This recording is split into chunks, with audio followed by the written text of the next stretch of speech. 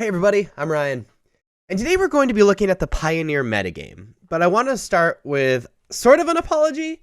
I try to do a different formats metagame every single week with a big focus on Standard, Modern, and Pioneer. I was lined up to do Modern this week, but the issue is this past Monday, a card got banned in Modern, and also a card got banned in Standard. But I did Pioneer last week, so we are just doubling up on Pioneer. I'll owe you one for Modern, and we'll skip Pioneer in the next cycle, so that we are really good at having all the different formats. I just didn't think it was worth it to do a metagame analysis right after a banning when we don't know the new metagame yet. So next week we'll do Modern. Week after that we'll do Standard. That being said, let's jump into the metagame analysis. What I like to do every single week is look at the overall metagame, look at the top 8 metagame, and then look at the decks that did well in both of those metagames, and then check out a deck that I found from this week that looks really interesting that I want to try out. So let's jump right into it.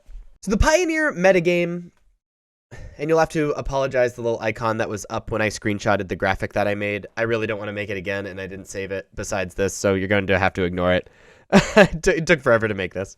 The Pioneer metagame over the course of the last week. So this is Prelim 4-0s, League 5-0s, and Challenge Top 32s. The top 3 decks are Red Black Midrange, no surprise there, at 10.1%, Green Devotion at 7.9%, and I misspelled Phoenix, y'all.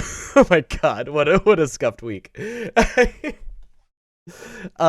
And Blue-Red Phoenix at 7.2%. The big surprise here is Phoenix had fallen off over the course of the last month or two. So seeing Phoenix back in the top 3 most popular decks is a really, really cool thing. And Green Devotion and Red Black Midrange, no surprise. They've been the top dogs for quite a while now. So as always, let's look at an example of the deck list from the top 3 decks. Rakdos Midrange is just your average 1-for-1 deck, and then playing powerful creatures that can overwhelm your opponent. So 1-for-1 with hand destruction, 1-for-1 with removal. This is probably the most supported deck as far as articles and whatnot go. I just did a deck tech and sideboard guide for this deck. Some of the best players in Magic are playing this deck, and it is very rewarding and extremely consistent. The second most popular deck in Pioneer is Green Devotion. There's a couple different flavors of this Green Devotion. Some play Teferi, some play Nicol, some play main deck Sky Sovereign, but the point is the same. Get a lot of Devotion and either overwhelm your opponent with extremely strong creatures, or play a Kiora and Karn, or a Karn and Teferi. There's a lot of different ways, and infinite combo with Pestilent Cauldron in the Karn board. And Blue-Red Phoenix, which is a newcomer in recent memory to our top 3 most popular decks. The primary point of this deck is to tempo your opponent by drawing a bunch of cards, dealing with their threats, and then playing Thing and Lice or discarding Arclight Phoenix, discarding a bunch of cards and treasure cruising, and playing a bunch of cheap removal and cheap card draw to bring back Arclight Phoenixes and overwhelm your opponent. Often by taking extra turns with a sick combo between Temporal, Trespass, and Galvanic Iteration, taking multiple turns and being able to swing in the air at in a huge surprise all at once. What makes this deck powerful is it's casting a lot of spells, and Arclight Phoenix is very easy for the deck to recur. But if they play Graveyard Hate, the deck is fine without Phoenix as well. This used to be one of the most popular decks in the format, and it's cool seeing its rise back to the top, and I'm not 100% sure why it's back at the top. Maybe because people are focused on other decks, maybe too focused on 1-for-1ing with red-black or trying to beat the combo with mono-green, and Phoenix is back because it's just very powerful. That being said, let's look at the top 8 metagame.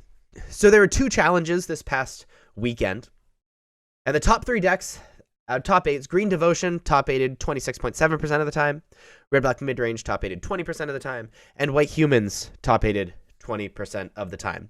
We've already looked at an example of Green Devotion and Red Black Midrange, but let's look at the White Humans deck. So before I did the Can't Beat 'em, Join 'em, with Green Devotion being my primary deck in Pioneer, this was my first love in Pioneer. This deck is so low to the ground and so fast. I love the new innovations of getting even lower to the ground and playing a ton of Soldier of the Pantheon. When I played the deck, it was playing a bunch of wedding announcements in the main deck to try to deal with red-black. But I love being lower to the ground to do well against most other decks. This is just your average white deck. The big highlight here is Adeleine is insane, and then Brave the Elements scene through your opponent ends most of your games. provided you don't actually overwhelm your opponent. I like seeing this deck back at the top. I never felt like red-black was a bad matchup. I felt like the bad matchup was red-black sack or Jund sack. I actually had a winning record against red-black. This deck famously has a good record against mono-green. And then seeing it rise back to the top kind of makes me feel good because I enjoy playing this deck a little bit more than playing mono-green. So if it's good, I mean, no reason to play mono-green into a bad matchup, right? It's possible this deck is getting more popular with the downturn of red-black sack. So we'll see. Comparing it to our original Pioneer metagame, White Humans was 5.8%, which wasn't that far back. It looks to me like it was the 5th most popular deck this past week, behind the top 3 that we already talked about and Mono Red. So it putting a ton of people in the top 8, like, it makes sense to me. So this is your Pioneer metagame, just a quick snapshot. I always like to end these with a really interesting deck I found as I was pouring through the decks to collect this data. And the deck that I found is kind of a combo deck. So I call it Birgi combo, or Birgi combo, whatever, however you say the name. So the point of the deck is to play a card like Runaway Steamkin or a Witty Roastmaster in combination with cards that either add mana to your mana pool, make treasures, or make things cheaper, like Hazoret's Monument, or Defiler of Instinct even. And then the idea is you play the card Grinning Ignis.